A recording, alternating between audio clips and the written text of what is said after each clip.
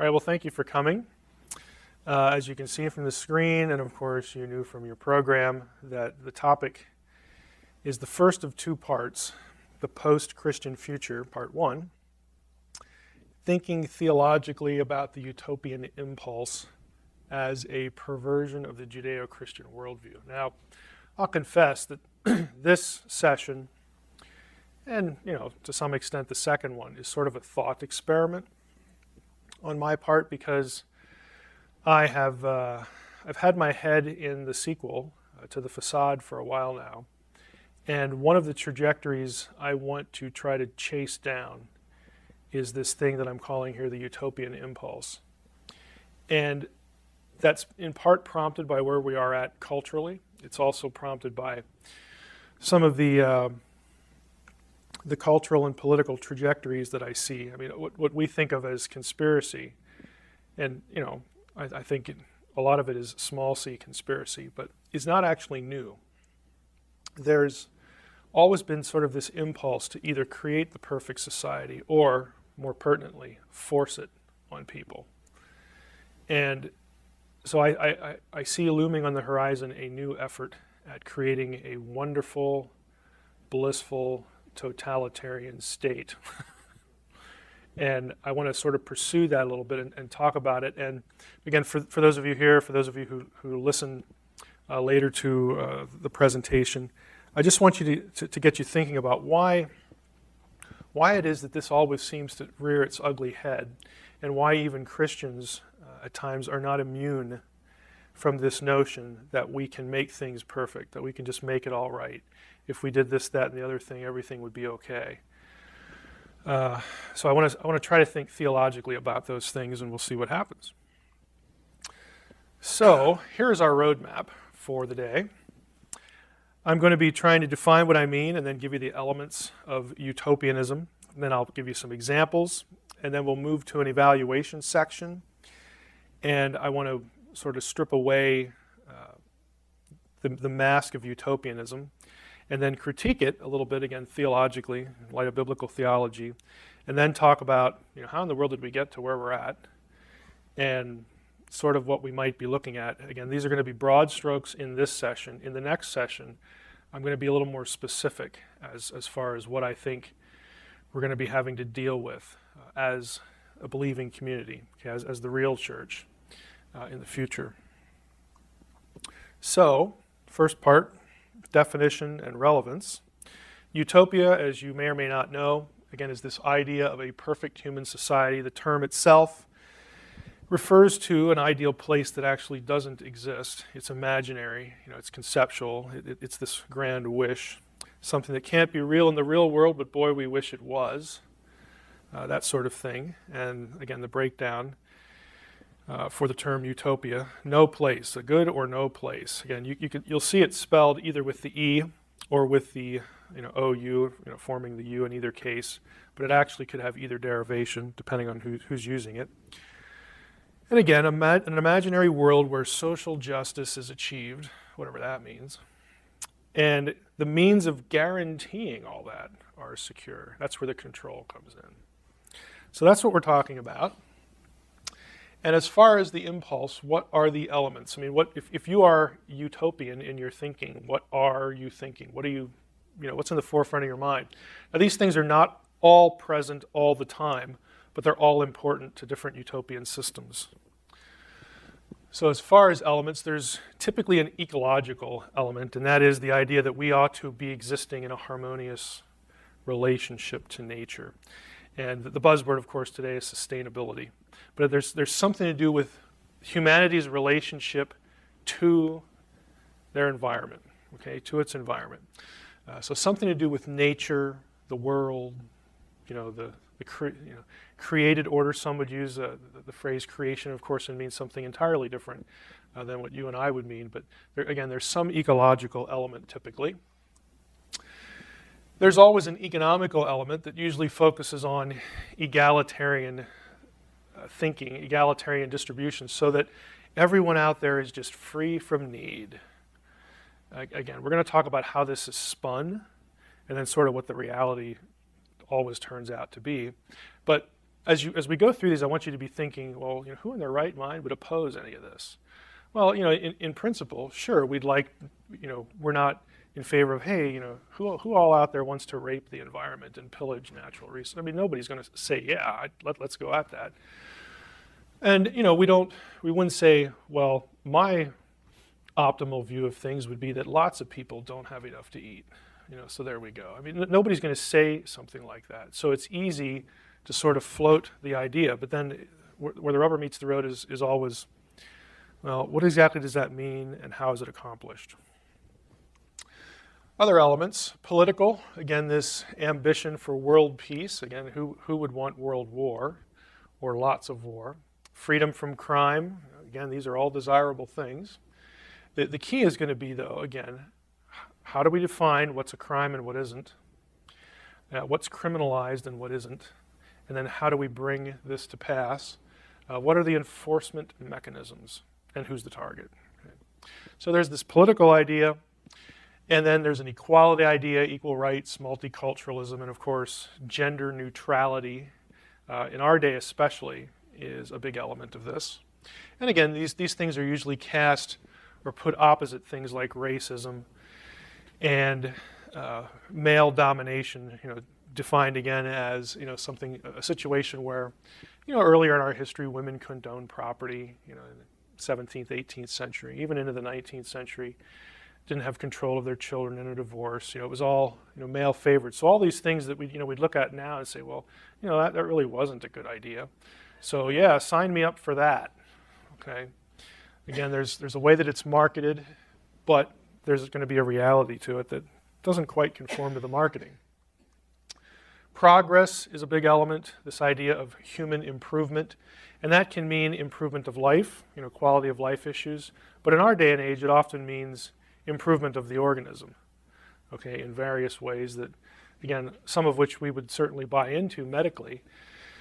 But, again, as I'm going to mention in the next session, part 2, this drifts into other areas that are kind of icky, okay, kind of, things that, probably wouldn't want to go down that road because who knows where that's going to end, and how that's going to go. Science and technology, of course, are always a part of this idea of progress. Then there's a religious element, and this has historically taken three forms, one of three forms. You either have utopian communities that are anti-religious, and that is, science and nature kind of rule the day. Nature, in effect, is really the substitute divinity. Then you have omni-religious utopianism, where that's basically all religions blend into one, either the effort to create some sort of unified religion or it's, in effect, a free-for-all. And of course, that creates the condition that if you ever raise your hand and object to anything, then you're in the way. Okay, then you're an obstacle to the utopian idea. And you have also had Christian utopias historically. And some of these, drift into, some wacky areas of theology, but others are more communal-centered, and their theology is more or less what we would define as orthodox, but it really had to do with a lifestyle. So there's some variation here. Examples of these elements in practice, again, there are political utopias, where, again, has nothing to do with any sort of religious impulse. There are some Christian utopias historically, and then there are what I would term pseudo-Christian, either things that sort of pass themselves off as Christian, but are theologically aberrant. So you get all different kinds.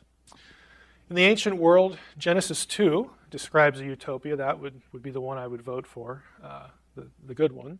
But it's, again, an ideal state. It's the Edenic state. So that is part of biblical theology.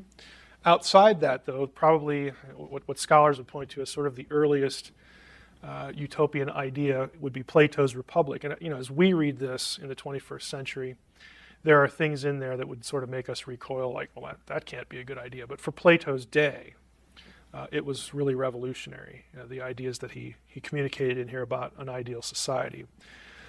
Augustine with the City of God. Again, Augustine's trying to argue that the world state is not the primary ideal, but again, this city of God as he defined it, Christian community, ruled by God, so on and so forth. And regardless of what you think about Augustine, a lot of what he says in here could could fall into the sort of innocuous or theologically abstract category. But a lot of his thinking was used later to legitimize the Crusades, for instance. We have to bring in the kingdom. We have to make the world, our part of the world, we have to make it Christian. We have to make it the kingdom of God. And so that didn't end really well. So it's an example, again, of, we realize that the papacy, of course, is motivating a lot of the Crusades, and it was largely political, but again, it was sort of baptized, using the ideas of Augustine and others. And it just went off in a misguided direction. And I would say in many ways it was misguided from the beginning. 16th century, Calvin's Geneva. I know some of you might be John Calvin fans. And not to take away from Calvin's genius, because he wrote the Institutes when he was 29 years old, didn't have things like concordances and Bible software and stuff like that. So the guy obviously has a lot going on upstairs. But the problem is, if you actually look at Calvin's Geneva, you probably wouldn't want to move there. I mean, he's throwing people in jail for referring to him as Mr. instead of Master. Someone smiles at a baptism, and so that's prison time. And there are all sorts of things that if you read through the history of Calvin's Geneva, it had the feel of an attempted utopia, a theocratic state, run, of course, by Calvin. So there would be some things there that would make us uncomfortable. If you were living in Calvin's Geneva, you had better be a Calvinist, for instance, or it just isn't going to turn out very well. Thomas More, Utopia. This is where the term really entered the regular discourse. With More's book, More again is casting this imaginary idea, in part as a critique, for what he saw politically going on around him.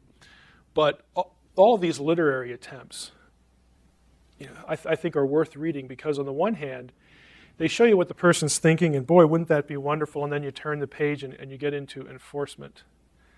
All of them require power. They require power structures to make this work. Because guess what? People are not robots. And no matter how good you make it sound, at some point there's going to be dissent. So what do you do with dissent? Well, we can't have dissent because this is utopia. We have to eliminate that. 17th century, we get Thomas Hobbes with his famous book Leviathan.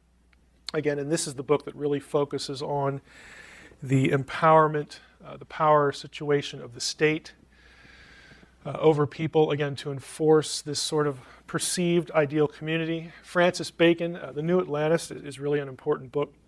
This one has a significant influence in the United States and America because, again, there were many, and it wasn't, you didn't have to be sort of a dyed-in-the-wool Freemason to think this way, but there were many, who would have been outside Freemasonry and just sort of in the Enlightenment discourse that would have looked at America as the new Atlantis. Again, this is the new utopia. We come here to get away from monarchy, to get away from the social ills that we see in Europe, and we get to basically start over, and we get to reimagine what communal life should be, what the ideal state would be. And, when Bacon writes New Atlantis about this imaginary place somewhere else, outside of Europe, that people go to and really start this thing called civilization over again. When people, when America's discovered, of course, by Bacon's time it was known, but when people start to migrate in serious numbers to North America, this is what they're thinking. This is the new Atlantis. This is the great country, the wonderful, country where we get to actually conduct these experiments, in reimagining what life should be like, what the state should be like. 18th century, the Shakers. I'm from the East Coast. I'm from Pennsylvania originally and grew up near the Shaker area, the Shaker community, and the Ephrata cloister. In fact, my first daughter was born in Ephrata, not at the cloister.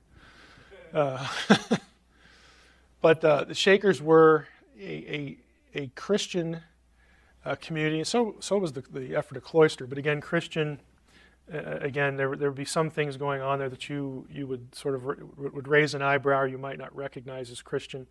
But again, ostensibly, they were not atheists. Certainly, they were not secularists. They're trying to do Christian things. They tend to be very strict in terms of celibacy. I don't think there are any Shakers left anymore. Again, celibacy was part of the problem there. I think the last Shaker died like in the 1990s or something like that. I mean, you can still go see the community, and then of course the cloister. The cloister has more connections with transcendentalism and some of the quasi or overtly kinds of occult things later on in its history. But again, it's not exactly where it began. So you have, again, these sorts of early attempts at, let's go over, we create our own community, we share our own goods in common, we have our own rules for the community, that sort of thing. We separate ourselves, we isolate ourselves from the mainstream way of doing things. The Enlightenment contributes a lot to, again, the utopian thinking. The Enlightenment, of course, terribly important. Again, the age and elevation of reason, human reason. Well, if you're in Europe, and again, you've been living with centuries of monarchy, and you don't like aristocracy, and you see all the abuses there, the real strict division of classes and economic states, and you think, boy, we ought to be able to do this better. That we ought to be able to think for ourselves, and we ought to have checks and balances in our government. We ought to have power divided among many, and all these political ideas we're familiar with that actually are sort of launched in the Enlightenment. Well, they launch movements. Of course, we have the American Revolution, which I have listed second here, but chronologically it preceded the French Revolution.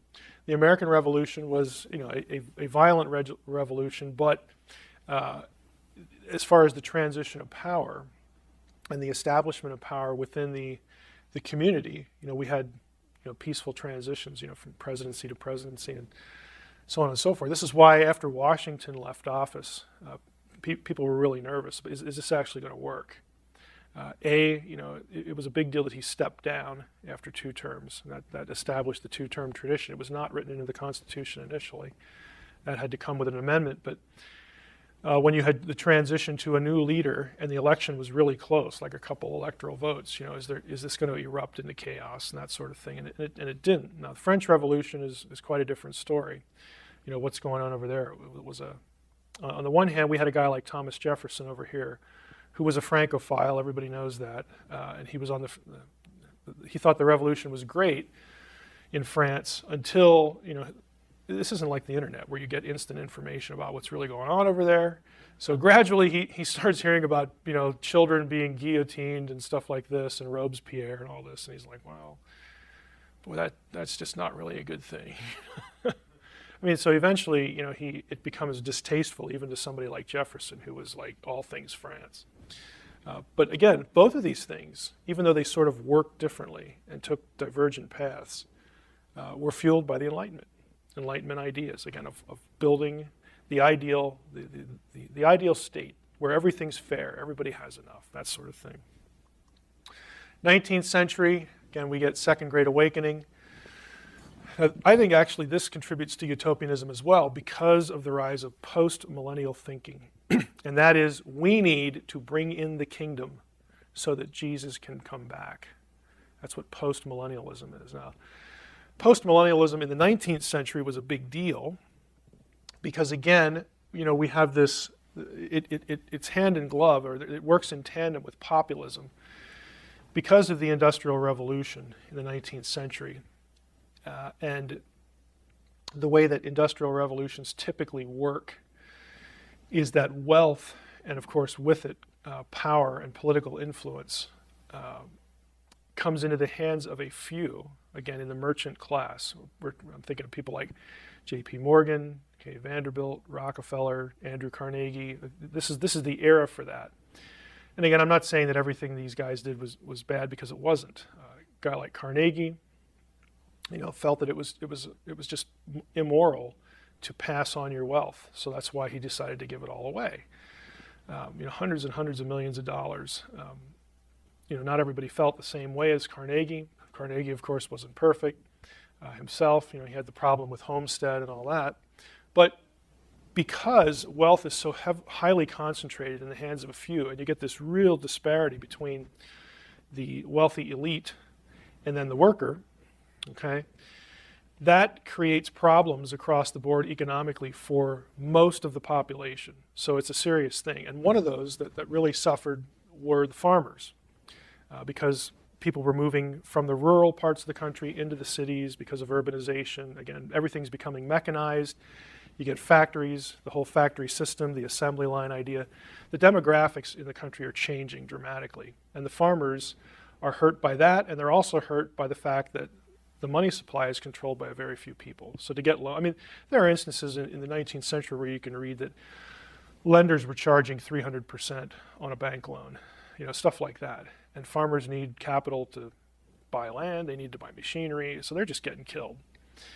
That all factors into the rise of the populist movement, which is a grassroots movement where, again, we, as farmers unite, we united labor, the farm industry, but then that becomes an appeal because right down here you have transcendentalism going on at the same time, this sort of utopian idea of wonderful, harmonious coexistence with the land, again, with nature.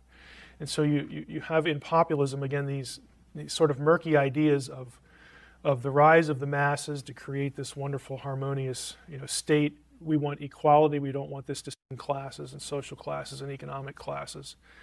And again, we're the farmers. We're the ones that are close to the land. We get our hands dirty, and we ought to be, doing sustainable. All this rhetoric was in place in the 19th century, and so that gets married to this idea of, hey, if we can pull this off, then Jesus can come back, or Jesus will come back. You had postmillennialism as an eschatological system develop during this time. And it actually led to very utopian thinking within the church. William Jennings Bryan is probably the best example. Ran for president, I don't know how many times. He never won.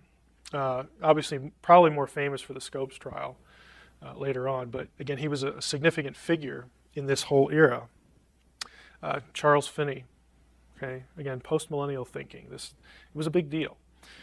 Transcendentalism, I've mentioned, again, Walden Pond, Henry David Thoreau, the Alcotts, Walt Whitman, all these people. This was a more, and I'll use the term pagan approach. And what I mean by pagan is, paganism is at heart is about worship of the earth. It's about this swap out for a personal transcendent deity. We're going to do away with that, and we're going to view nature as our divinity, as our divine focus.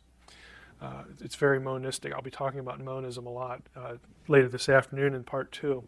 The idea that everything is one. Nature is God, God is nature, everything that is unified, all this. It's the Oprah theology, of today. So, I mean, all of this talk that we associate with the New Age movement and Oprah and all that sort of thing is transcendentalism, plus a few other threads too. It's nothing new. But there were 3 communities that were deliberately started in this country that were transcendental utopian communities. Again, it was all about harmony with nature and the ecosystems and all that stuff. Marxism, of course, 19th century, an economic theory, again, really aimed at, quote unquote, leveling the playing field economically and getting rid of all these, class divisions and class warfare to start revolutions to bring in what? A better society, a more egalitarian, equal society. It's an inherently utopian idea.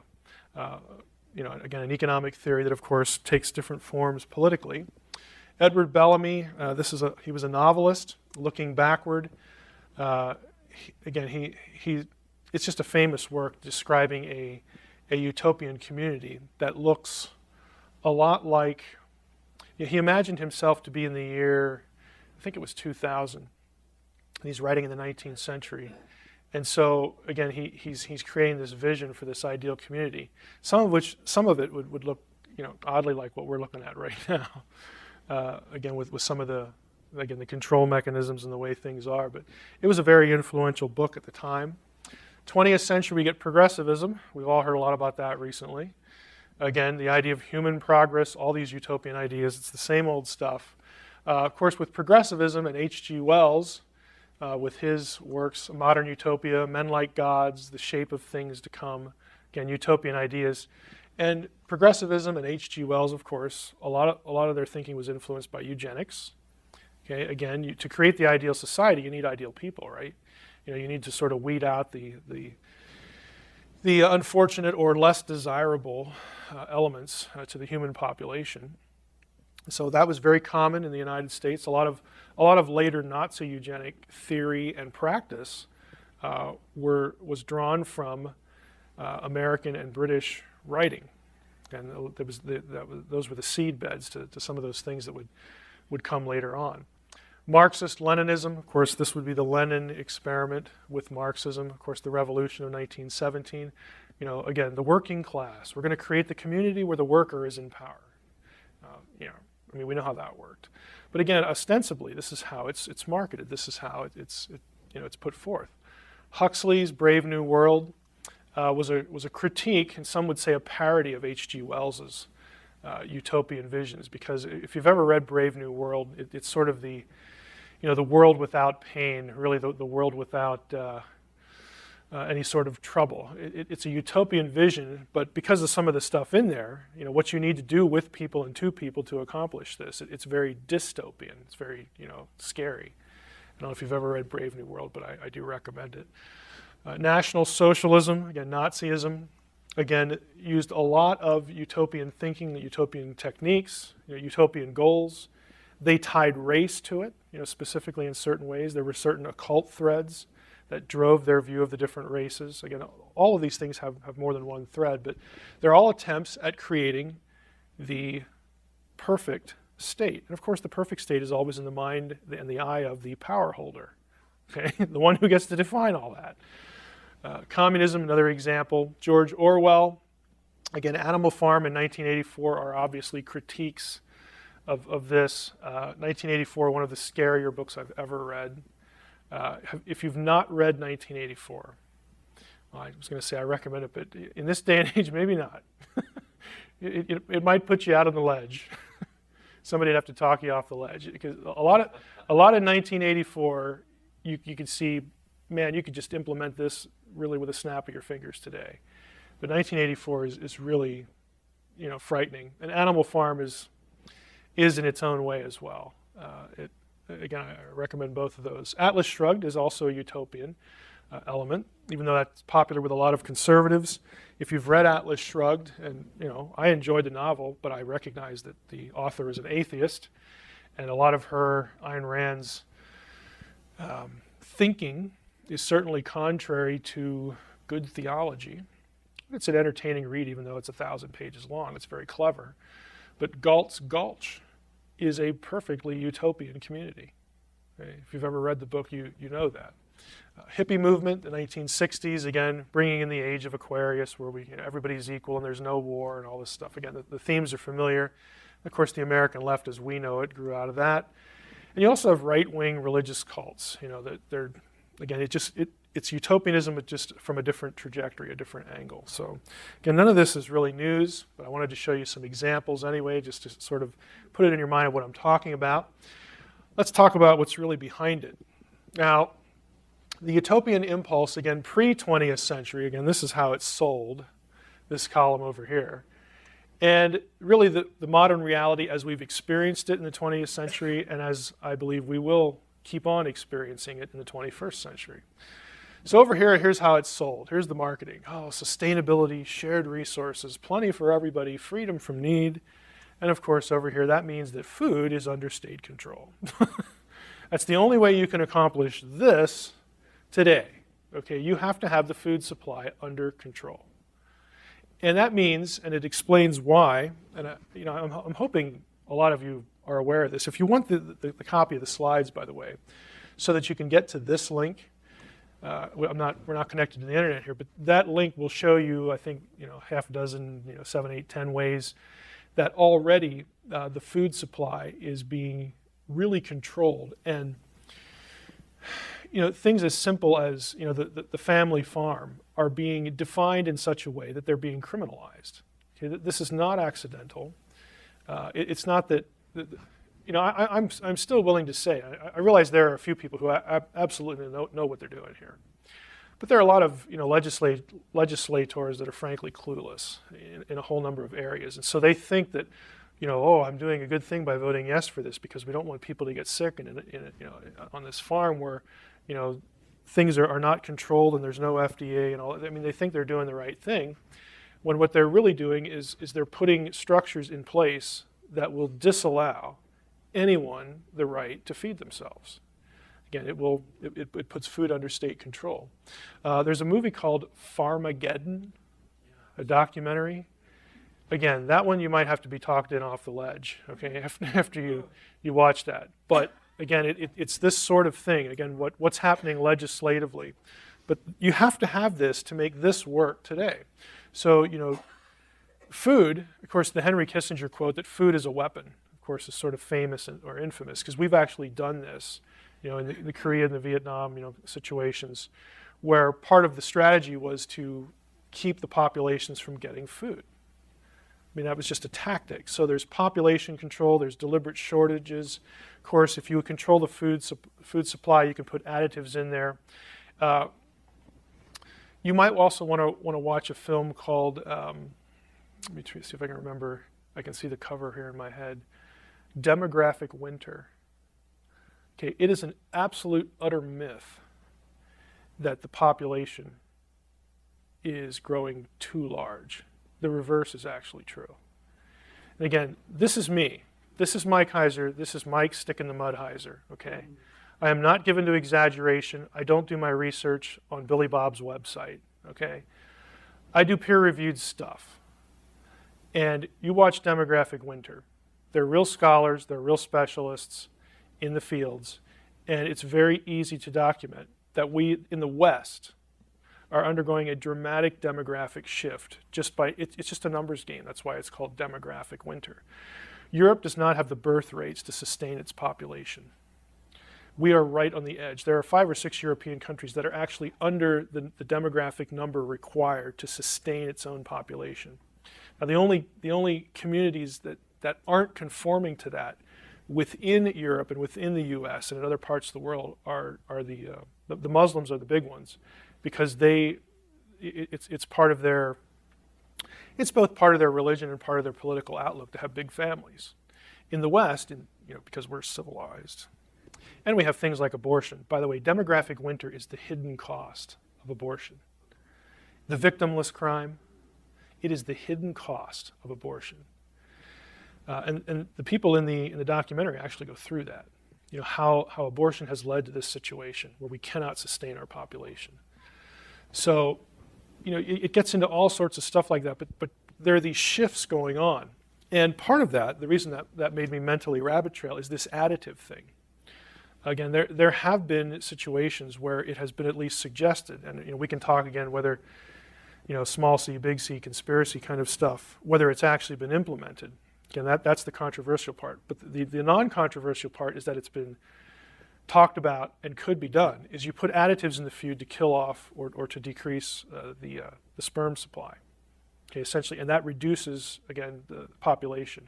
Eugenicists are very open that we need lots and lots of people to die off to have, again, to have sustainability.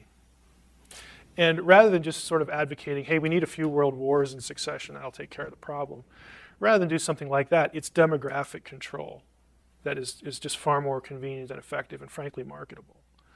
So again, I recommend, Farmageddon, Demographic Winter. There's actually 2. Demographic Winter has a sequel to it too. It's not exciting. It's kind of chilling, but it's good stuff. It's real, it's real scholarship. Political manipulation. Again, if you control the food supply, well, then it's kind of easy to get people to do what you want them to do. Would you like to obey, okay, or not eat? Okay, I'll wait for your answer. It's not difficult to imagine. And again, we have regulations that are keeping people, again, from growing their own food just by zoning regulations. You don't really realize the power of regulation. It's invisible. It's not overt. It's not, in your face. We're manipulating you. But, who wants to go to zoning hearings and stuff like this? It's just boring. Like, I have a life to live. I'm not going to get involved in that. Are you kidding? I don't know if I could even stay conscious. But, while we're thinking that, it's just happening. Again, it's just this invisible laying in place of structures that are going to be called upon as precedent later, for certain things. So we'll move on. Ecological, again, here's how it's sold, the harmony with nature, so on and so forth. God is in all the world. That's panentheism, as opposed to God is nature, God is the world, pantheism. Environmentalism.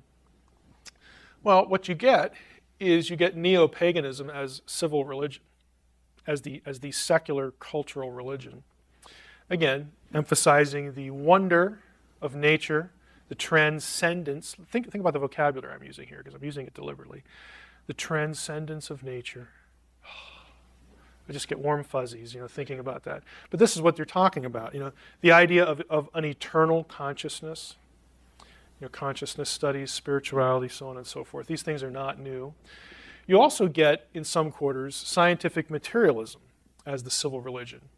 Again, fueled by atheistic natural selection, which, when combined with social Darwinism, again, applying principles of natural selection, survival of the fittest, to the way society operates, to classes and class structures.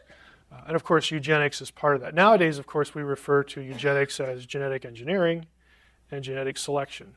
Okay, genetics is just the new eugenics. And again, that's not to say I'm not here to demonize all genetic research, because that would just be ridiculous too. But once you have the power of the genome in your hand, eugenics is like really easy. It's just how do we accomplish this thing we can easily do now on a wide scale? That's the only question you need to ask. Politically, of course, world peace, freedom from crime. Who in their right mind would oppose that? Well, I'm not opposed to that. I am opposed to statist fiefdoms that are, if you're a statist, you are anti-individual. Okay, think about that. So that means if you're in control, you get to criminalize practically anything. Criminalize self-protection. That would be like gun laws, taking guns away. Okay, we're going to criminalize your ability to protect yourself. Why? Because your emphasis is on the state, okay, the utopia, as opposed to the individual. Citizen self-sustenance, we talked about that with the food supply. There's always, you have each individual state, state being defined as country here, trying to implement their view of perfection here, their view of the ideal situation. But ultimately, you have a push toward global government, and there's lots. This link right in particular here, again, doesn't lead to, sort of a private researcher or something like that. That link will actually lead to an official federal government watchdog entity, like an official media group. It's run through the Heritage Foundation, in fact. So there are people, again, even within groups that the wider culture would recognize as credible, actually keeping their eye on global governance, because they know that it's real. There are really people, lots of people, who want that. And since the Heritage Foundation, again, is focused on principles of individual liberty, they don't want that. So they're keeping their eye, and it's a nice site because it's sort of a gateway or a clearinghouse for lots of information that's official. Official documents on global governments, because they collect that stuff and post it on the site. Of course, the UN, which is inherently anti-national, it's inherently global, and Agenda 21, which I don't think we need to really comment any further on, because we sort of all know what that is. But all of these organizations, again, trying to push toward a global state, okay, as opposed to, again, individual national states. Equality, of course, equal rights, multiculturalism, gender neutrality. You Christians are nuts. Don't you want women to vote and all this? You want to go back to the 18th? Again, this is how it's marketed. This is how you're forced into sort of intellectual compliance. But the modern reality is that opposing views on any of these ideas and anything related to them are marginalized, and in some cases there's an effort to criminalize any sort of opposition view. There's an inversion of sexual norms. Basically, nothing is aberrant anymore, because we can all just say it's biology. Again, and we can say that because we now have nature as our God, or scientific materialism as our God. So we have perfectly consistent theology, by saying, hey, it's just biological. Everything's biological. And of course, if you disagree, then there must be something wrong with you. That's a psychosis. Okay? It is funny, But it's really not funny because, again, if you look in some of the scientific literature, especially in psychiatry, they're defining, your resistance to what appears to everyone else as normal and good. That's a psychosis. Okay? Try to get health care. And that's just the beginning of how you can be manipulated and pushed into whatever direction. So it's a serious thing. Of course, nationalist culture is going to be vilified because we need to be multicultural. We need to be global. And so any sense of individual sovereignty, of course, as we saw, is like, well, what's up with that? And naturally, any sense of national sovereignty is going to be viewed as either aberrant or oppositional to the good that the global state could bring. Religion, again, we saw earlier that we have some that are anti-religious, omni-religious, or Christian. Of course, anti-religious, in our day and age, we've really seen the rise of what I would call militant atheism, as opposed to nice atheists. You have a lot more militant atheists, again, and they're actually viewed as more reasonable and more tolerant. Tolerant is a big buzzword. More tolerant than a lot of Christians. Why? Because the militant atheist will agree with the gender neutrality thing. It's all biologic, all this stuff. Scientific materialism as the substitute for God. They're going to agree with a lot of these things, and so they actually are marketed or market themselves or are marketed as more reasonable than these stodgy old Christians. Omni-religious, of course, paganism, again being defined as the elevation of nature to the status of deity. Paganism, the scientification, if that's a word, of the supernatural. Now think about that. I don't know how many of you are into things like, quantum physics and, chaos theory and that sort of thing. I dabble in a lot of that stuff. I'm by no means an expert in it. But one of the things that you're seeing is basically using and things like chaos theory and quantum theory do not of necessity drive the conclusion that there is no immaterial reality. I know lots of physicists personally that understand quantum theory very well, and they're Christians, and they're serious Christians. They don't think it requires a substitute for the truly non-material.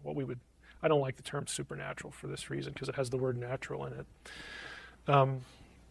But it's not a necessary conclusion. However, there are lots of people who will use the quote-unquote new physics to basically attach a natural explanation to everything you thought was supernatural, everything you thought was immaterial. And if it's all material in some sense, then it's all natural. It's nature. Here we are back again. Intellectually, we complete the cycle to substituting nature, the created world, for the creator, blending them. That's what monism is. Okay? Monism, again, the idea that everything is one and one is everything and all that stuff. There's no creation distinction. Okay? You deny that if you're a monist. So, we have this going on religiously, and of course, anti-Christian basically, unless Christianity adapts to this, especially this in our day. I'm going to talk about this in the second session with what I view as the new Gnosticism. It's going to be criminalized and demonized. Progress, again, human improvement, science, technology. Human control is what this means in our day and age. So, whereas we would call it progress, human improvement through science and technology, what it really means is control of people through science and technology. We have information control. In other words, we'll fill your head with what it needs to be filled with. Knowledge, of course, is power. It's easy to propagandize things like the political process. Eugenics, of course, that's progress because we're weeding out, we're clearing out the gene pool there. Isn't that a good thing? Police state, we have to have a police state to enforce progress. Commerce, of course, comes under state control. I mean, basically everything you do, if it's viewed as being an impediment to progress, then it needs to be controlled or eliminated. Okay, one of the two. I mean, we have to be able to keep the progress going. We don't want progress to stop. Now, utopian impulse as a biblical perversion. And this is where your handout comes in. I'm going to go through this quickly, and I'll tell you what the handout supplements.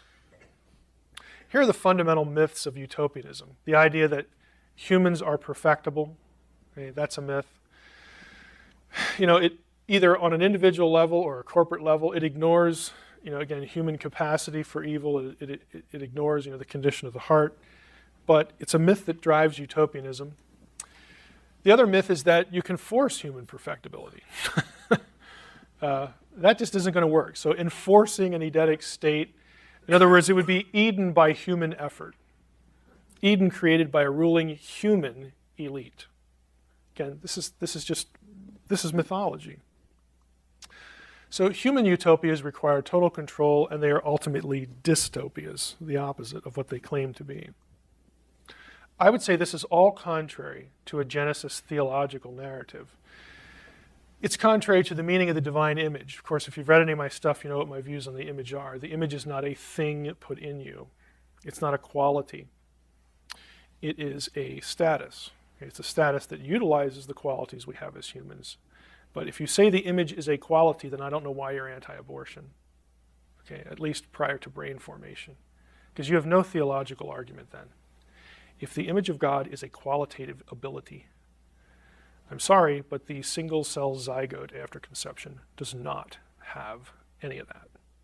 So if that's your definition, you're in a lot of ethical deep water there.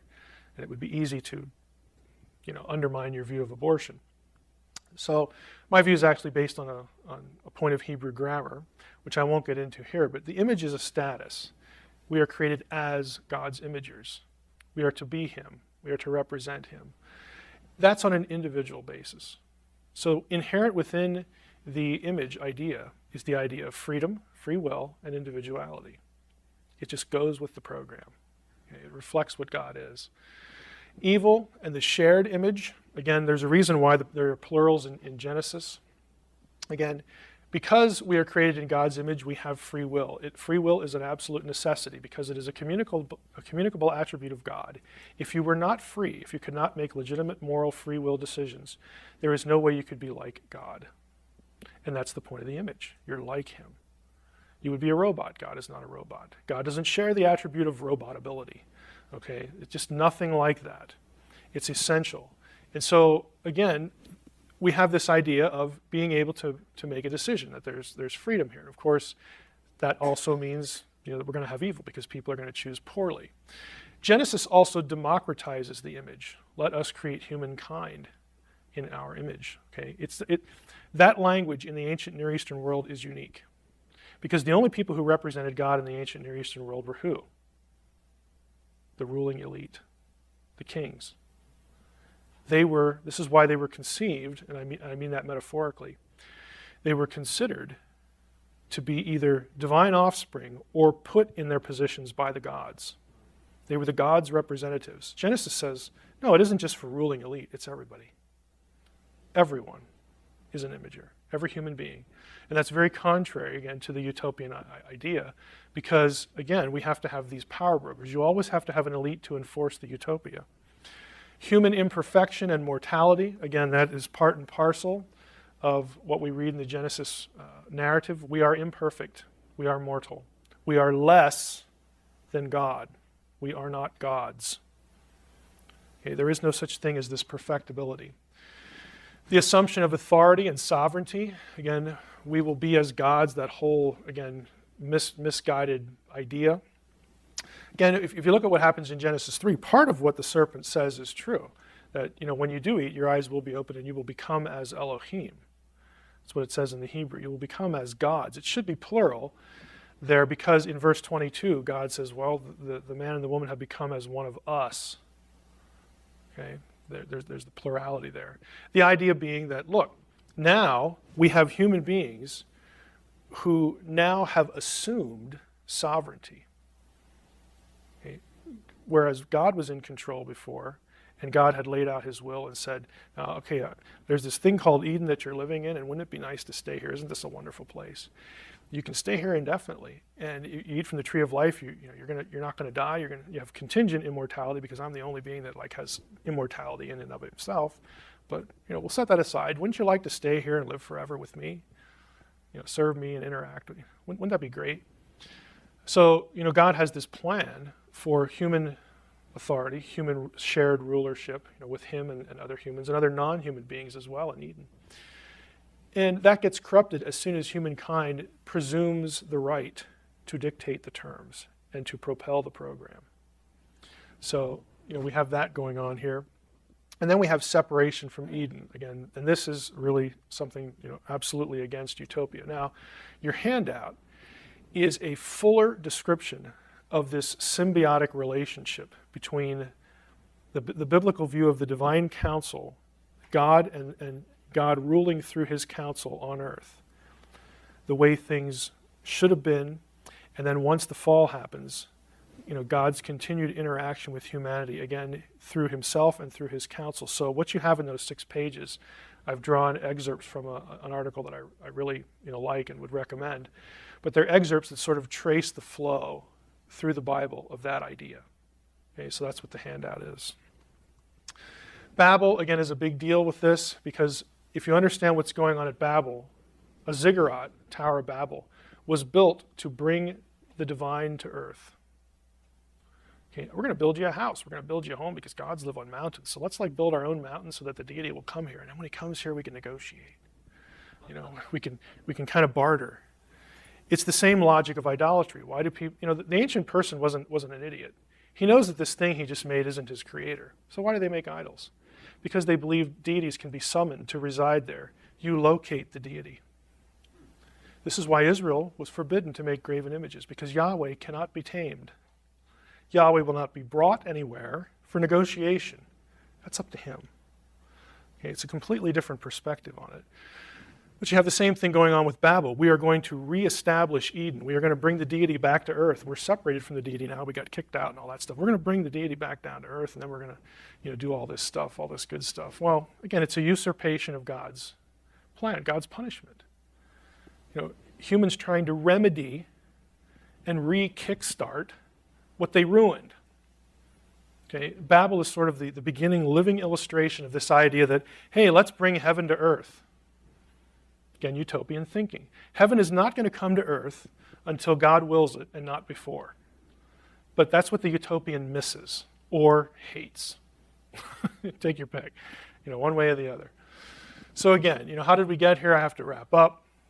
We've got all these forces. Again, I'll send you the slides unless you want to watch it on the video again. But we've got all these things going in our culture, all these political movements, out of what I call lemming capitalism here as opposed to philanthropic capitalism. All these things, and really what it comes down to, I like this one, checking our brains out at church. I think that's contributed. And checking the brain out of the pulpit too. All these things have contributed to the future. Here's what I think for sure we're going to be looking at. We're going to be seeing more decline, more statist power, more emphasis of the state over the individual in this country. Technocracy, all these mechanisms used, again, to control information, to control behavior, to control the population. And we're going to see a further marginalization of what we would look at as biblical Christianity. And I think the solution to this is not going to be popular. But this is the proven solution. And that is the church has to be willing to suffer in this generation for the next. It worked the first time. There were 13 people who pulled this off. 12 apostles and Paul. Okay, they won. It worked. But it came at a huge cost. So, I understand we can look at our world and go, what in the world are we going to do? I would suggest that we do what the apostles did. And that is not going to be easy. As Peter tells us point blank here. Paul, do you think Paul knew what he was talking about? We felt that we had received the sentence of death, burdened beyond our strength, all this stuff, despaired of life itself. But that was to make us rely not on ourselves, but on the God who raises the dead. We thought we were dead, so we'll depend on the God who raises the dead. Okay, it's not a popular solution. It doesn't involve forming militia groups. It doesn't involve, taking the law into our own hands. But it is the tried and true method. It has worked in the past, and I would suggest it'll work again. It's just going to be a generational thing. So we have to be willing to do that. So that is the end of the presentation. If you want to keep up with me, please follow me on Twitter. It's exciting, let me tell you. More importantly, if you want information about the Facade, either the special edition or the sequel, please go to the site there, facadethebook.com, sign up on the email list so that you get the alerts and the updates. And of course, my contact information is on my homepage too. So, do we have any time at all for questions? Probably not. We can cut it. All right. Well, thank you for coming again. Part 2 of the continuing saga, the post-Christian future. Again, just like the first one, if you've not watched the first one, I would recommend that. You don't have to have watched the first one for this one, but this is sort of a continuation a little bit of the thought experiment, but I'm going to show you a few things in this one that are a little more concrete, and I would say definitely contemporary in terms of ideas that are currently in circulation that we need to be aware of and we will ultimately need to think about. So the subtitle here is Pop Culture as High Priest of the Post-Christian Religious Worldview. So what I'm going to focus on is talking about the post-Christian culture, the post-Christian condition, and then sort of zero in on how, in the post-Christian world, what you're going to see as far as the morphing of Christianity. And I'm not saying that the morphing is going to be good. In fact, I'm suggesting that the morphing is not a good thing. And it's really going to morph into something that's actually very old. And we'll talk about that at that point. So this is going to be sort of, hey, here's what I think it's going to look like. And it's not really just opinion, because I'm going to show you what people are saying right now. Okay, that futurists, scholars in religious studies, scholars in pop culture, that sort of thing. And we will comment on it as we go. So, by way of a sampling, what are the kinds of things futurists are talking about? Specifically, I'll start with this excerpt from something called the Center for Future Consciousness. The two people behind this website and this organization are the Lombardanos, and they have sort of a statement of purpose, statement of principles for explaining what it is they do. And these are just a few of the comments. You'll notice that they're really oriented to this idea of gaining a holistic understanding of the present capacities and potential future evolution of consciousness and the human mind. Again, so there's what I want to plant in your minds right now is this whole idea of the human progression, human upward evolving, so to speak, and this theme of consciousness. Okay, these are just going to be data points that we're going to return to. They're also interested in the future possibilities in science and technology that we're going to encounter, and of course their impact on humanity in terms of this, upward evolution, and again an evolutionary perspective on reality in the future. So this center, the Lombardanos, again, are quite well known as far as being futurists that would be invited to conferences and write books and all this sort of stuff. And so this is what they're thinking about. Now, typically, and this is from one of the Lombardanos' PowerPoint presentations, they're typically thinking of the future as some sort of techno-utopia, where transhumanism is a big part of it. Technology obviously goes without saying, but again, they're sort of vision casting, not just in terms of gadgetry, okay, but specifically in terms of a set of ideas that they feel are going to both dovetail with and derive from advancements in the sciences in particular. And as the sciences go, religion is going to sort of be dragged along or morphed or transformed with it. And so there's a whole set of ideas there. And this is where I want to sort of orient for the rest of the time. Techno-utopian values, again, the usual suspects here. progress, purposeful evolution, human power over nature, material or technological advancement as the key to success in the future world, all this sort of stuff. You know, freedom, of course, really translates to don't give me any rules or any dogma so I can be free. Happiness and hedonism, right in their presentation. The singularity is something we'll talk about momentarily, but I want to zero in on this document, a Cosmist Manifesto, okay? Right here, this one here. And here are the 10 points. I've abbreviated the annotations for the Cosmos Manifesto. But here are the 10 principles, 10 points. Humans will merge with technology to a rapidly increasing extent. It's a new phase of the evolution of our species. Now, you might be thinking cyborg here, okay, which is one way to think about it. But if you know anything about nanotechnology, that's an invisible integration. That's something you never see. But it has the potential. Once you have control over every atom in your body, I mean, you know, every molecule, you can change the human species as we know it. And this is going to be, and is now. I mean, you can buy whole books on the ethics of nanotechnology. I mean, I've read a couple of them this year again to get my head into the sequel to the novel. And they're talking about things like elimination of disease, optimizing the human DNA for its various potentials. And they're really ultimately talking about immortality because you're dying cell by cell. And every cell is made of molecules and, you know, that sort of thing. Well, if you can control and release nanobots into the body, so to speak, that instantly repair cellular loss, you have potential immortality other than somebody, you know, shooting you in the head or something like that. I mean, you get the idea. You will not age. You will not decline as a physical specimen. So this is how it's going to be cast, but this is the sort of merging they're talking about too. It's not just what we would sort of think of as a cyborg. Humans will develop sentient artificial intelligence and mind uploading technology. Now, this derives from, and I don't want to get too far into this, but the current mind-body, what even theologians and futurists and neuroscientists call the mind-body problem. That is, are you your brain, or are you and your brain separate?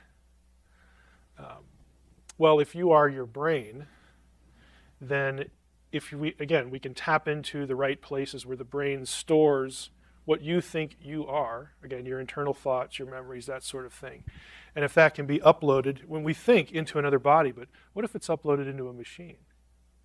You don't actually have a body anymore. I mean, this is the kind of things that we're not talking, this is in science fiction, but you'll actually read academic literature discussing this. It's not science fiction in that sense. Humans will spread to the stars and roam the universe, again, to meet and merge with other species out there. Won't that be wonderful? Humans will develop interoperable synthetic realities, again, virtual worlds able to support sentience, again, self-awareness. Some uploads will choose to live in virtual worlds. I mean, maybe I want to continue my life in this virtual world over here rather than this one. That's what they're talking about. Of course, then, you know, the question of what is real becomes sort of blurred. Humans will develop space-time engineering and scientific future magic beyond our current understanding and imagination. That, you know, translation, technology that does stuff we can't really even conceive of right now. Space-time engineering and future magic will permit achieving by scientific means most of the promises of religions. Oh, that's interesting. Many amazing things that no human religion ever dreamed. Eventually, we'll be able to resurrect the dead by copying them to the future, or of course to some virtual reality, of which we can be a part. Wouldn't it be nice to sort of, you know, keep living with your loved ones, you know, with what they are in terms of their, you know, brain synapses firing in a virtual world forever, as long as somebody doesn't pull the plug. You know, it's kind of a problem. You kind of need the electricity there, but. Intelligent life will become the main factor in the evolution of the cosmos, steering it toward an intended path. Technological advances will reduce material scarcity drastically. Of course, everyone will have all that they need, of course. We talked about that the last time with utopianism. New ethical systems will emerge. Well, I guess so. based on principles including the spread of joy, growth, and freedom through the universe. And 10, all these changes will fundamentally improve the subjective and social experience of humans and our creations and successors. Again, this is the points of the Cosmist Manifesto. Now, let's say that a lot of that stuff just sort of takes off and becomes reality. A lot of it, in fact, I would be willing to say all of it is in some form on the table now and either being planned or in some cases the initial starting points for it are already implemented. In other words, we're on these paths already. And again, I'm not talking about science fiction writers. I'm not talking about wacky Christians that just, are sort of, conspiracy minded and all. I'm talking about people who don't really give a rip about religion or anything like this, that are working in these fields, and this is the future they see. This is the future they envision. This is the future they're working toward. They're IBMers, okay? The commercials and all that stuff. This is why they got the job and went to graduate school, because they want to do this stuff for whatever set of reasons. So what happens if this trajectory keeps running? What happens to Christianity? Well, again, what I'm going to show you here is how I think Christianity will begin to ape or adapt itself to this future.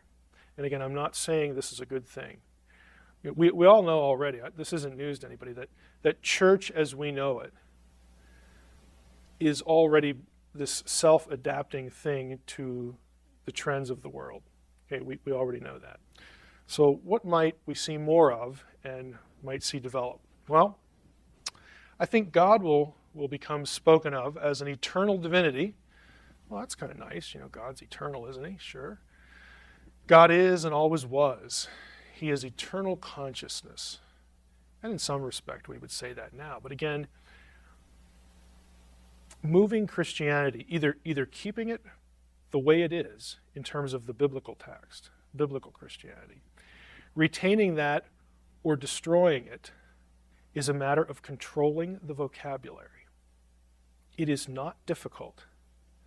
If you control the vocabulary, you win the day.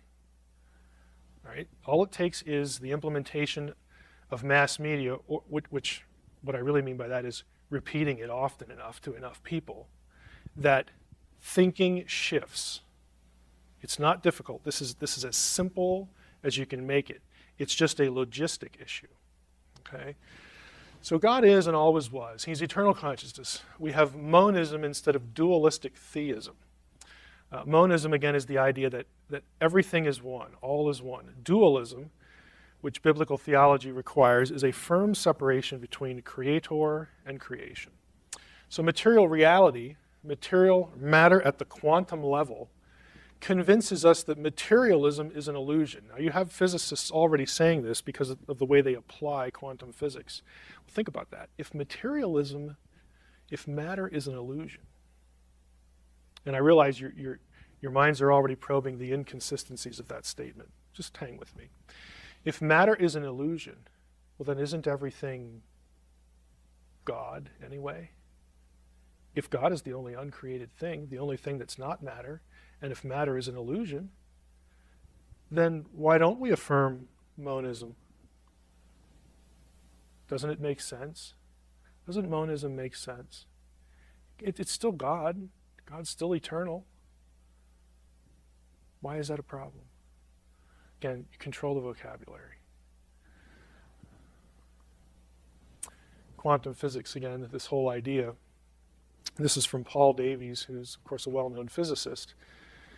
And he talks about quantum theory here. The old assumption that the microscopic world of atoms was simply a scaled-down version of the everyday world had to be abandoned. Newton's deterministic machine was replaced by a shadowy and paradoxical conjunction of waves and particles governed by the laws of chance rather than the rigid rules of causality. This is physics today, and it's the reality of physics today. Now, for biblical theologians, the question becomes a simple one. Well, maybe this does reflect God in some way. Maybe God made it this way and we just didn't understand it. Okay, that's different than redefining God.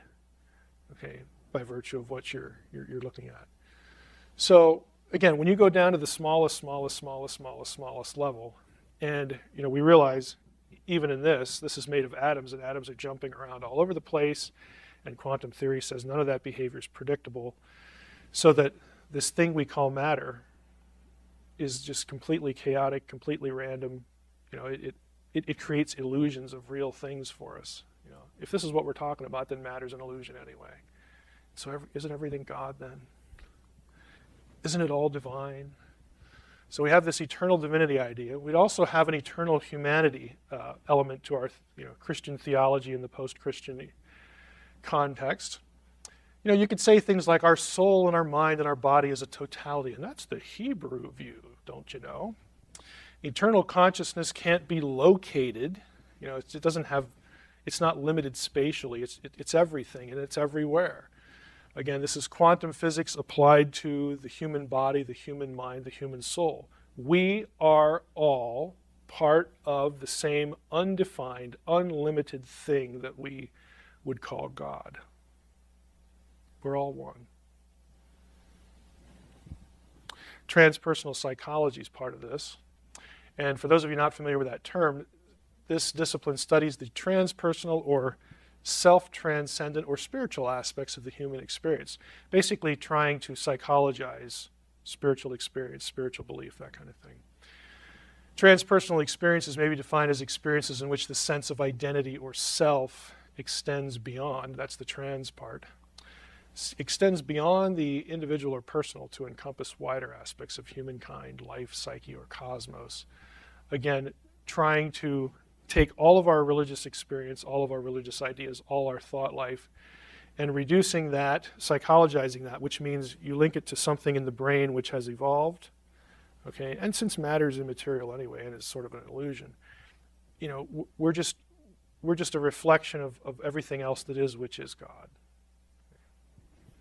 It's a nice theology so far. So we have God is real, okay, like that, but he's eternal consciousness now.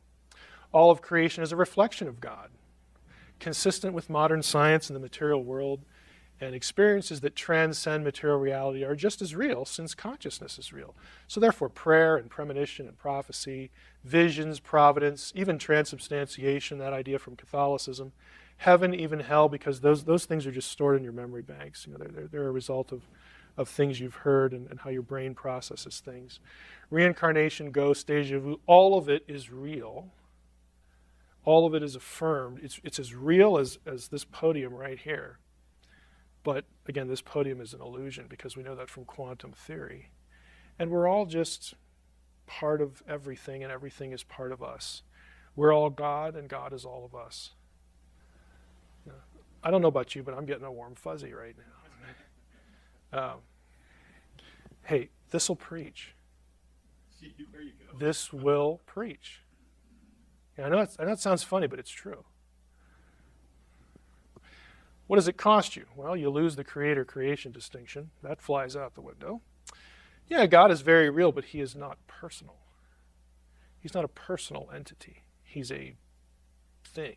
He's everything, and everything is him. And there's no individual entity that exists outside of creation anymore.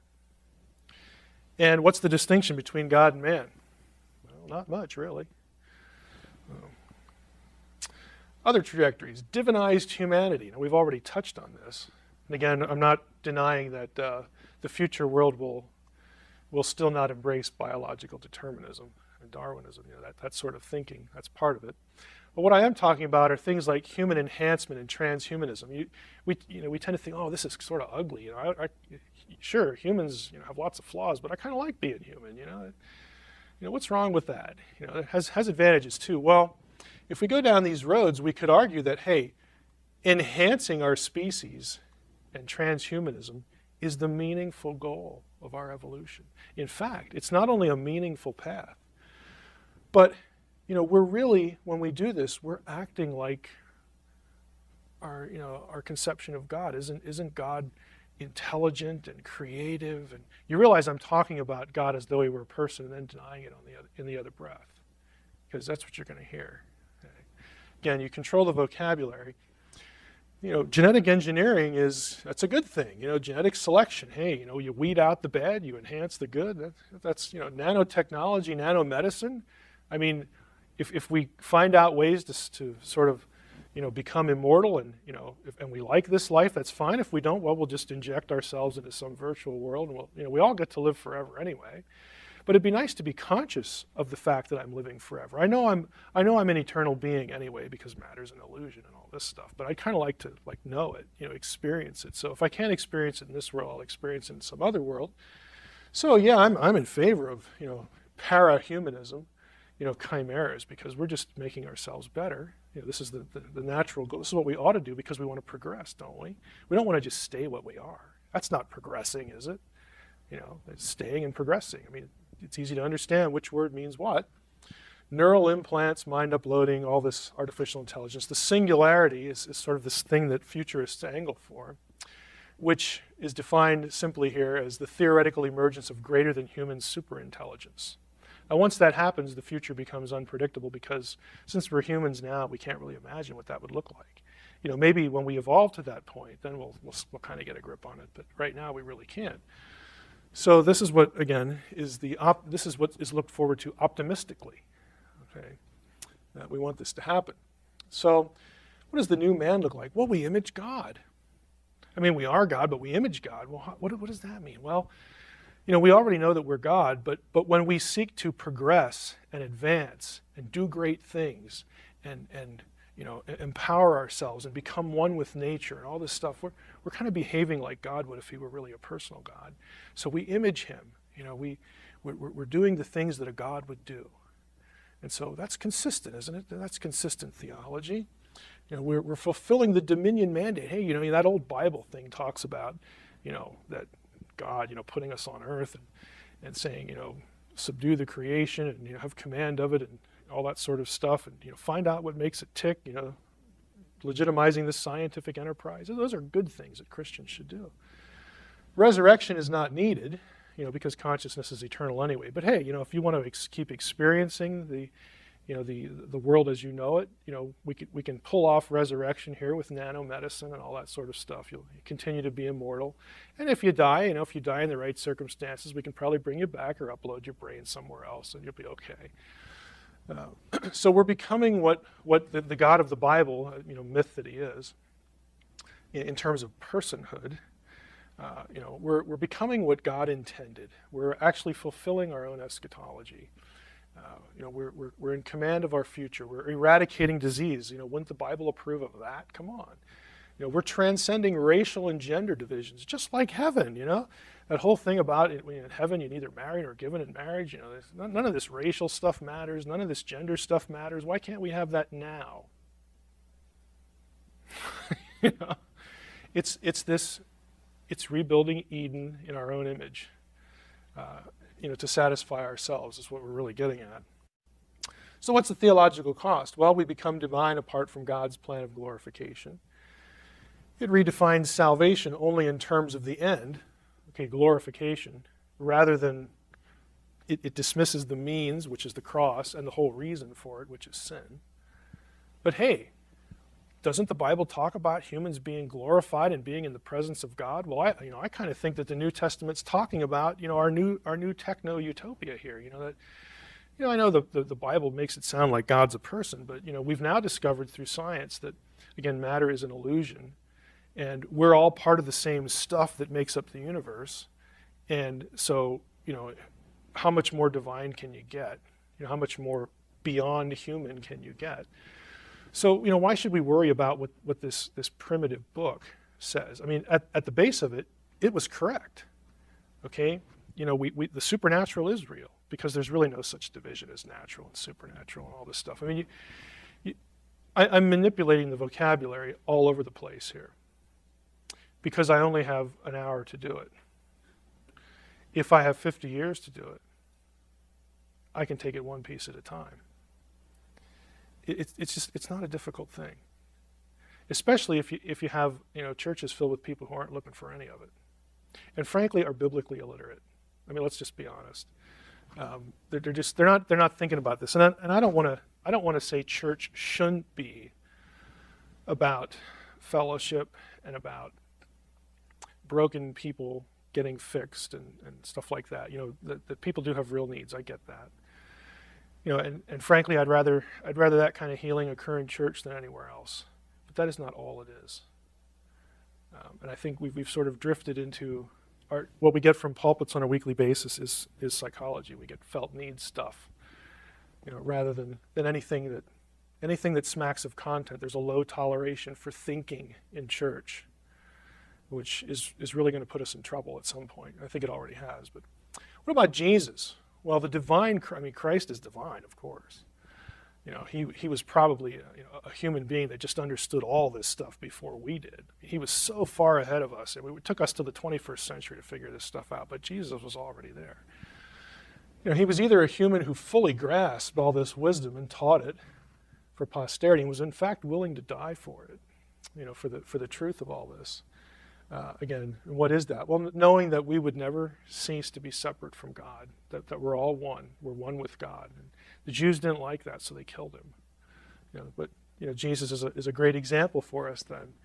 Or he might be a manifestation of eternal consciousness. Maybe eternal consciousness, those little quantum particles, that sort of, like some of them became us, maybe some of them became Jesus and just brought all that advanced knowledge with him, all that sort of thing. Or, and when it gets right down to it, Jesus may have died on the cross, but he still lives. He's eternal.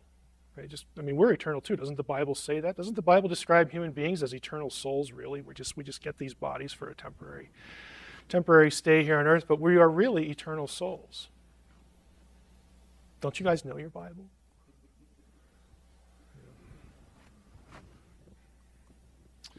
The new Christology, Jesus lives and always did live. See? The eternality of Christ. We can affirm that. Jesus is our eternal brother. We're united to him. Salvation in this embodied life is being released from the fear of death.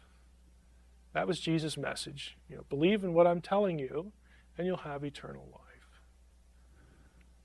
Knowing that death is nothing and we will be with God forever, Jesus was the divine messenger to humanity of these truths. That will preach. Okay, it's already preaching. Well, what do we lose? Well, we don't get Trinitarianism anymore because we can't really talk about persons when we're talking about God, so that's kind of a weird peripheral thing. The traditional gospel, the meaning of the cross, Christians of a century ago just sort of misunderstood that, but we get it now because we know more about the eternality of ourselves and our world and the universe, frankly. And salvation, of course, this definition would sort of deny our nature, and it elevates our co-divinity with the Father and Jesus. That might make Christians of 100 years ago uncomfortable, but we know what that means now. We're just all one. We're just all eternal. So in summary, post-Christian Christianity actually has an old name that's been around for a long time, and that name is Gnosticism. Tried and true. Now, I debated on including this, and I'm looking at my time, and you know what? I think I can, so let's go for it. We'll try to be speedy here. This will be a really quick overview of what Gnosticism is if you don't know what it is. I drew this from a series I did on the Da Vinci Code. Someone out there may have seen. So what is Gnosticism? The basics.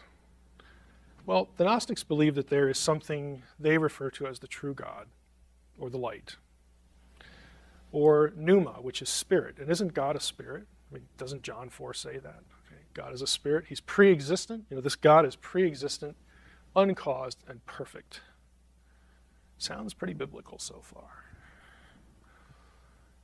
Gnostics imagined the true God of being both male, the Father, and also female. And the reason they thought this was because everything else that exists is produced by this God.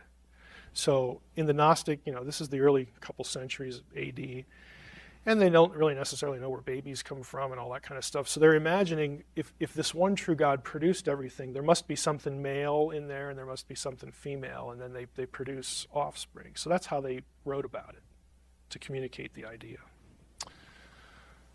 Now, this true God, or the light, exists up here in its own realm.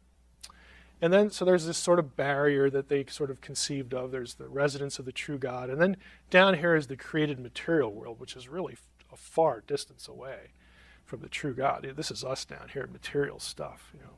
And in the middle, there was this middle world or spiritual world. And that was populated by other gods, other divine beings. In Gnosticism, they are referred to as aeons. And so the true God essentially took bits and pieces of himself, or this divinity thing that pre-existed everything. Out of that comes different entities. And you notice I have the male and female here. And these are the spiritual beings, the other gods, that the true God creates to do whatever he needs them to do. And again, below them is the created universe. They're beyond the universe here. This is down here, the world we know.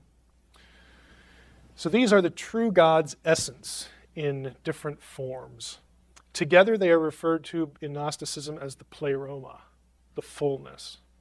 Collectively, all of these beings are the full essence of the true God. Now, in terms of cosmology, the highest eon is called in Gnosticism the Logos. Is that a familiar term? Okay, this is the highest son of the true God, the Logos. The first eon, the first emanation, the first act of the Father. He is the entire likeness and image of the true God. Again, these are Gnostic statements. Okay? He's the form of the formless, the body of the bodiless, the face of the invisible, the word of the unutterable. All these things. And he actually possesses the knowledge of all the eons. He is unquestionably superior. He's the top dog, the top eon. Now, the Logos, right here, again, is the top. And together, the Logos with the true God, the Father and Mother element in the true God, form the triad. Well, let's just call it a Trinity and be done with it. No, it's not the same as a Trinity. If you know your Trinitarianism, this is not the same. But they're using the three language. Now, as the Gnostic story goes, one of the eons, in fact, the one closest to our world, the lowest eon, but still an eon, was a female eon, and her name was Sophia.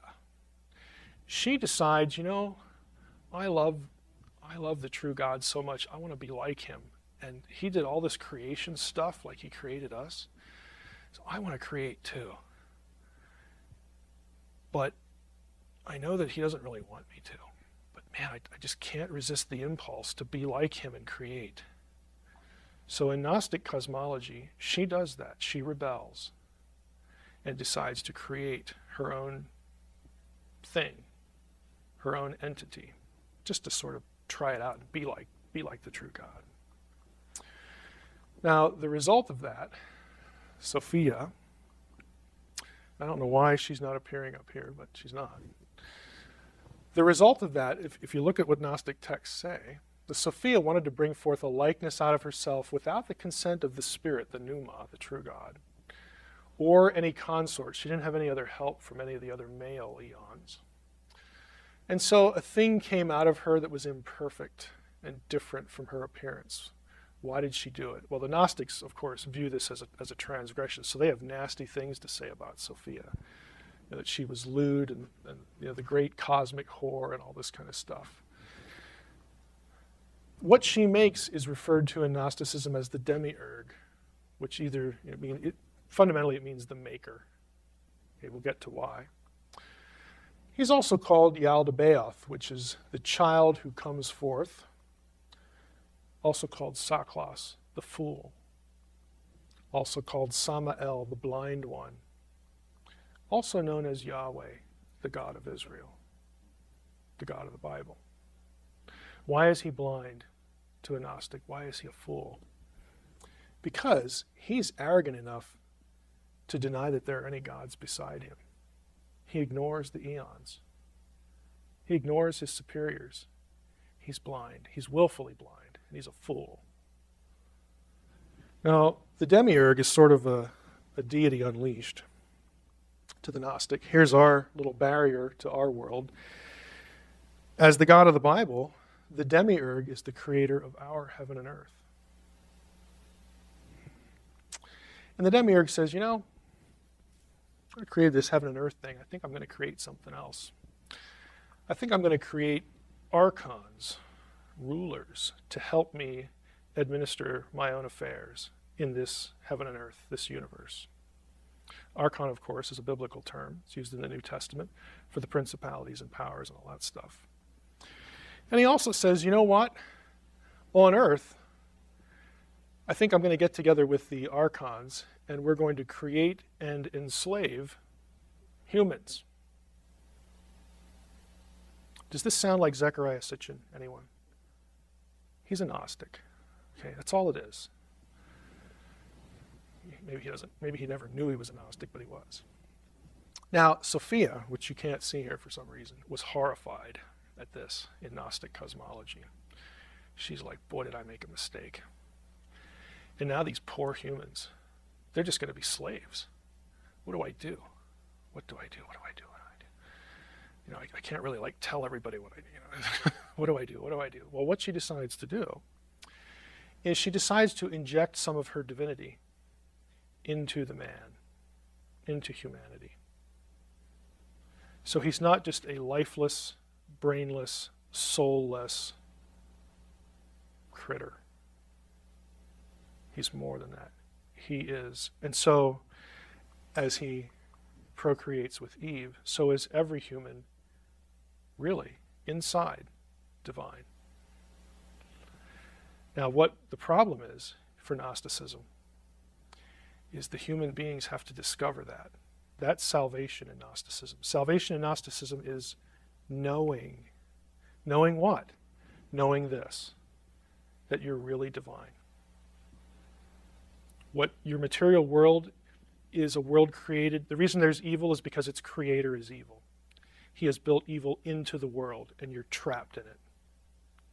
Your only hope is to transcend this life by learning and knowing that you are divine. You are in some way attached to the eons and attached to the true God. Does this sound familiar? Okay. And this is Gnosticism. This comes from ancient, texts. This is nothing new. It's centuries, millennia old. So if you look at our previous trajectories, we have an eternal divinity. Well, that there, what we're really talking about is the true God. All this evil that you experience, the true God has nothing to do with that. He's good. And we're talking about eternal humanity. Obviously, we are eternal beings. We are divine. And the Logos, man, he's important. He is the top dog. Now, the rest of the story in Gnosticism, who's the hero? The hero is the serpent. Because it's the serpent who comes to Eve and says, hey, I got a question. Did God really, and by God he's referring to the maker of heaven and earth, the demiurge. Did God really say that if you ate of this tree, you were going to die?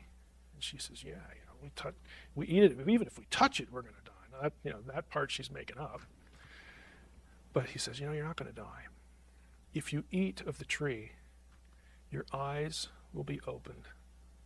You will become as gods. You'll become as Elohim in the Hebrew text. So the Gnostic views the serpent as the hero. He is trying to inform humans of their own divinity, of their own connection back to the true God. And the demiurge punishes him. So it is a severe inversion of the Genesis story at that point. But it'll preach. I view Gnosticism as the one ring. The one ring that unites and binds all of it, everything. You will find East and West thinkers articulating the very same thoughts. If you're familiar at all with Eastern religion, what I've just been going through is yep, bing, bing, bing, bing, point for point, okay? It's just cast in a cosmological story that's different. All the elements are the same. It unites East and West. It unites all religions. Now, not necessarily all adherents, because there are Gnostic Christians, and then there are those of us who aren't Gnostics. But yet, within the umbrella thing we call Christianity, there were a lot of Gnostics. And there are a lot of Gnostics today who will take the term Christian. There are Muslims who are Gnostic, Muslim mystics. You can just read the mystical literature across the board in any religion. You're going to see all of this, okay, all of it. Evolution goes very well with it because we're progressing. We need to awaken to the fact that we're divine and then realize, like, wow, we live in a world where we really can understand that all of matter, all of reality, and this thing that we imagine as God, it's all one and the same. It's monism. Everything is united. All these experiences that people have or that I've had, they're real because of this thing we call consciousness. Our bodies are just a filter, like a radio filters sound waves. Our bodies filter consciousness. That's why we have deja vu. That's why we have this experience, that experience, visions and prophets and all this stuff. It all works. It's all real. You get to keep it all. You get to affirm it all. So I think it's comprehensive. It's being validated by science. And what I mean by that is a lot of science writers are saying things that if you're a Gnostic, oh, you love it. Now, there are a lot of, science isn't directed toward proving Gnosticism. What I'm saying is a little bit different. That Gnostics have plenty to choose from in the hard sciences to say, we're right. Now, a particle physicist might look at them and say, you're nuts. Okay? The physicists I know would, who are believers, who are dualistic and Christian. But the Gnostic doesn't care about that. Because you know what? You know what the Gnostic knows that a lot of Christians don't know? That their numbers are increasing and your numbers are decreasing. You are becoming marginalized. Our view is becoming popularized. Okay, we'll get into pop culture here. But again, the academy's there, and of course, pop culture. Science, I'm going to run through this real quickly. This is a book, if you're into this, if you're into the physics, theoretical physics stuff, I would recommend reading this. It might infuriate you, but James Gardner is a lawyer by training, but he's published in peer review journals. He's into cosmology. And his first book was called Biocosm, and he advocates, now Ray Kurzweil, this is Kurzweil's opinion of the book, which is positive. Kurzweil is the guy who wrote the book The Singularity. We just had a quote there from him. Gardner's selfish biocosm hypothesis proposes that the remarkable anthropic or life-friendly qualities that our universe exhibits can be explained as incidental consequences of a cosmic replication cycle in which a cosmologically extended biosphere provides a means for the cosmos to produce one or more baby universes. Now that's a little dense, so let me try to unpack that for you. In his Q&A, Gardner's Q&A on his website, we have this. Question, what are the religious implications of the biocosm hypothesis? The hypothesis is inconsistent with traditional monotheistic notions of an unknowable supernatural creator. Well, that's honest. There's a discernible and comprehensible evolutionary ladder by means of which mortal minds will one day ascend into the intellectual stratosphere that will be the domain of the superminds. Question, is biocosm just a religious screed in disguise like intelligent design? No, biocosm is adamantly and consistently naturalistic in focus. Now, from Amazon, here's, I think, a better idea of what Gardner's saying. Gardner proposes a startling theory that a pre-existing super-intelligent race that inhabited a mother universe, some other universe, created ours and tweaked the physical laws of our universe, of the baby universe they made, to ensure the continuity of intelligent life and itself. So all that design stuff that you creationists out there think is the hand of God, it's not. It's the hand of someone else. And all that evidence for the Big Bang, that the universe had a beginning, well, it did, but it was birthed by another universe. In other words, it creates the visual impression of a beginning. But there was something before it, and before that, and before that. It's eternal. It's an endless regress. And this is peer-reviewed. This is in physics journals. Okay, this is not like my website where I'm trying to pretend I'm a physicist. Okay, I'm not. Now, Gardner's second book, The Intelligent Universe, Artificial Intelligence, E.T., and the Emerging Mind of the Cosmos. In The Intelligent Universe, James Gardner envisions a third dramatic alternative, a final state of the cosmos in which a highly evolved form or group of intelligent engineers, has anyone seen Prometheus? Okay, engineers, a cosmic renewal, birth of a new universe, blah, blah, blah, blah, blah. Okay, I'm going to skip the other stuff about Gardner. He quotes Gardner commenting on Orgel and Crick and life itself. If you're familiar with Crick, one of the co-discoverers of DNA, he believed in directed, intelligent panspermia, that life on this planet, including DNA, was seeded by aliens. Now, Gardner critiques that a little bit. Basically, he's saying, I'm a little bit smarter than Crick here. But Crick was one of those biology idiots. We're physicists here. Now, what about religion scholars? This is Jeffrey Kripal. He is a professor at Rice University, PhD, University of Chicago, and an author that I think you should become acquainted with. This is his book, The Serpent's Gift, Gnostic Reflections on the Study of Religion. Okay, Kripal is a Gnostic. I run into him every year at the American Academy of Religion. Okay, that's what he does. This is from a review. This, again, is a peer-reviewed review of Kripal's book. And just look at what it is. Knowledge is the serpent's gift. Knowledge of good and evil, moral and ethical knowledge. We have not been expelled from the garden by the aforementioned petty and jealous God. We would have gone on to taste the tree of eternal life. Again, we forsook knowledge and turned to faith, like they're mutually exclusive. Okay, again, this reviewer is reviewing what Kripal says, and very positively. Though most of us would agree that modernity has had its heyday and the postmodernists make some very good points, we have yet to name a successor that can constructively direct us as a body of discourse forward into new forms of knowledge and understanding. And this is where Kripal steps in and reminds us of gnosis, not just a bunch of dried out scrolls buried under a layer of pigeon doo-doo, but a viable, promising, indeed perfectly appropriate methodology that can take what is best from modernity and the Enlightenment and leave what no longer works and carry reason and the critical method forward, transformed into what is, for better or worse, a postmodern era. He's saying, look, we've had modernism, postmodernism, and the next thing that needs to happen is we as academics need to commit ourselves to Gnosticism. Okay, this is a religion scholar who teaches at Rice University.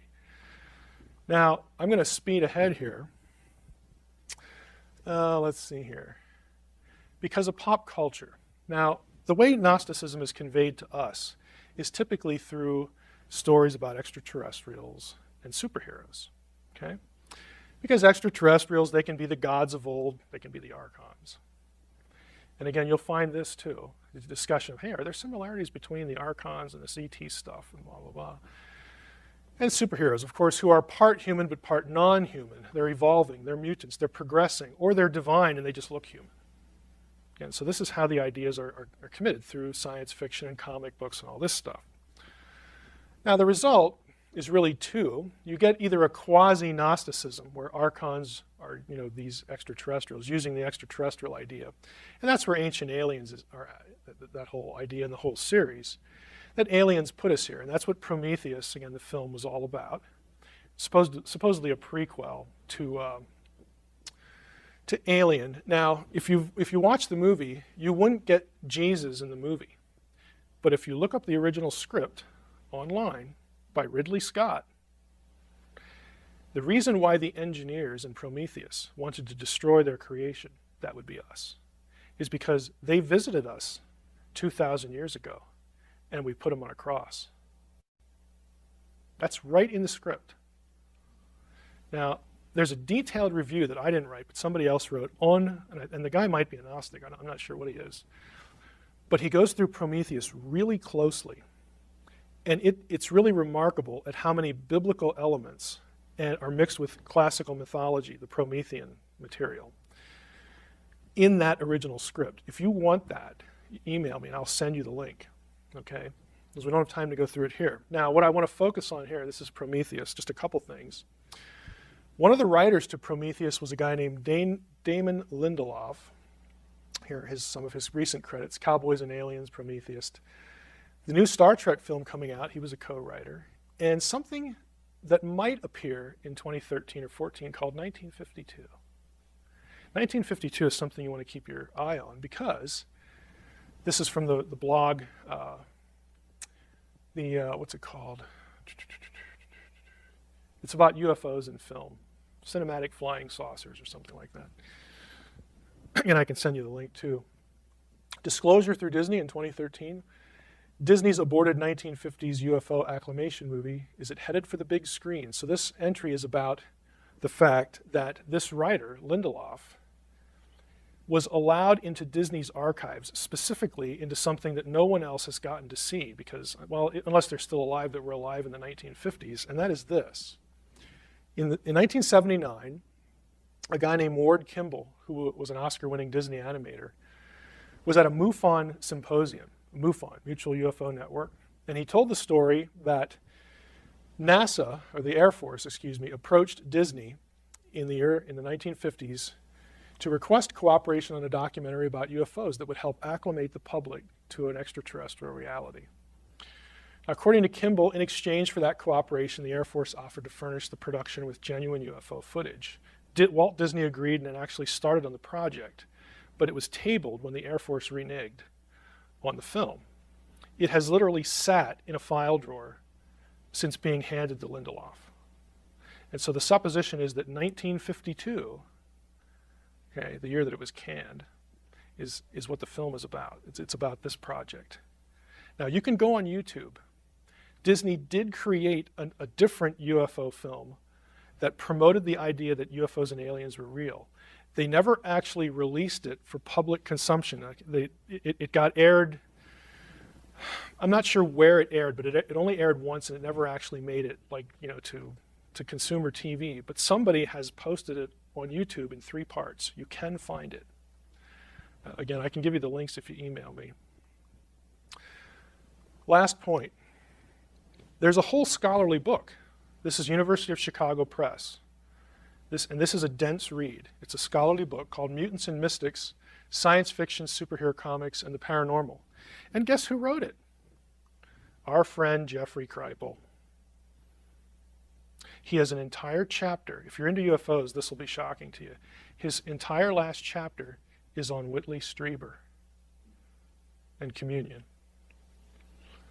The whole purpose of the book is to show how comic books, and specifically the alien theme, has been a useful and wonderful and delightful vehicle for transmitting the truths of Gnosticism. I mean, they're not secretive about this. It's just, here it is, So again, I highly recommend that you read this. Again, he argues that much of the recent popular culture of the U.S. comes from what used to be called the paranormal. He has a third book called Authors of the Impossible, where he, as an academic, says academicians, scholars, ought to own up to the fact that paranormal stuff is real. And he's arguing in favor of paranormal stuff within the academy. He obviously has tenure, because we're not at the point yet where, like, we'd have whole departments of this, in every university. But he is a committed academic and a committed Gnostic. And he is extraordinarily well-read in comic books, pop culture, media, movies. If for no other reason than a reference book, you ought to have that. I mean, it's just really good stuff. So Kripal identifies a super story, a modern living mythology, and beliefs concerning alien contact and humankind's place in the cosmic scheme of things. Again, showing how science fiction, and fantasy owes less to science than it does to earlier occult systems. He even goes into Madame Blavatsky. None of this is new. Okay, the whole alien thing is just rehashed Gnosticism / occultism / theosophy / whatever, fill in the blank, for a technological society. That's all it is. And it's, this is what's going to reach the masses. If you go up to the Internet Movie Database and put in the keywords Alien and 2012, for the last year, there are almost 4,000 episodes, either episodes of TV shows or movies, just for last year. That doesn't count YouTube. Okay, that's the stuff that the IMDb tracks, that's released, that you have to pay for. That is not YouTube. And don't do too much of that or you'll start to get like me. I mean, it's just depressing on one level how exhaustive an effort this is. And it's going to change the way a lot of the church does church and does Christianity, because you got two choices. You either stand in opposition to the world, or you join, you adapt. And what I'm telling you, this whole presentation comes down to this. The adaptation is going to be led by people who know what they're doing and will control the vocabulary and teach others. They will teach others to mime the vocabulary and morph the theology. And it's only going to take a generation before that becomes the articulation of what Christianity is. And why can't you get on board? Why are you so, antiquarian or just odd? Okay.